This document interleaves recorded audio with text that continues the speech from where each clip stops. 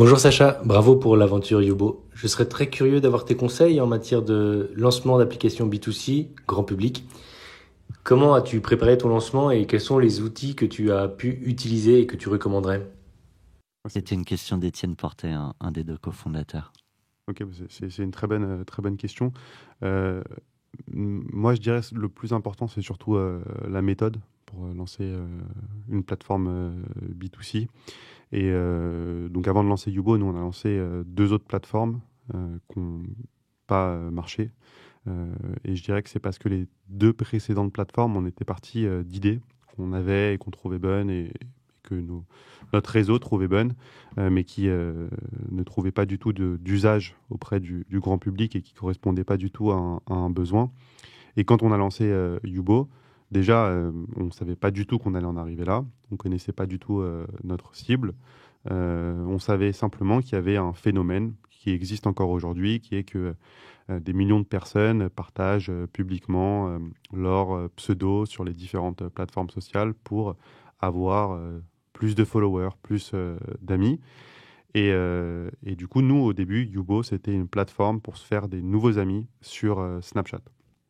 Et tout ça pour dire qu'en fait, la méthode, c'est vraiment de partir d'un besoin, d'un problème, et ensuite d'être capable de résoudre ce problème, de résoudre ou de comprendre ce besoin, et d'être très rapide dans l'itération pour justement...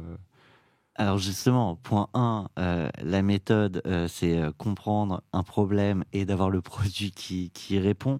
Et après, tu parlais d'itération et de mise en place, c'est-à-dire... C'est-à-dire être capable Parce que moi, je connais beaucoup de Ouais, produits super qui trouvent pas de marché, donc ouais.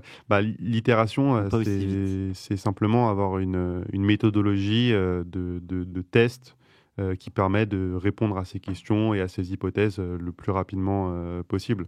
Donc, par exemple, nous, quand on a lancé la plateforme Yubo, au début, c'était une plateforme pour simplement trouver des pseudos Snapchat. Nos hypothèses, c'était est-ce que les gens partagent leurs pseudos Snapchat pour devenir des influenceurs et avoir plus de followers, pour suivre des influenceurs ou des médias, pour discuter tout simplement avec des personnes. Donc on avait ces trois hypothèses, et quand on a lancé la plateforme, on s'est rendu compte que nos utilisateurs choisissaient les profils spécifiquement qu'ils allaient ajouter sur Snapchat ou à qui ils allaient partager leur pseudonyme. Donc déjà, la réponse d'influenceur, on l'a enlevée.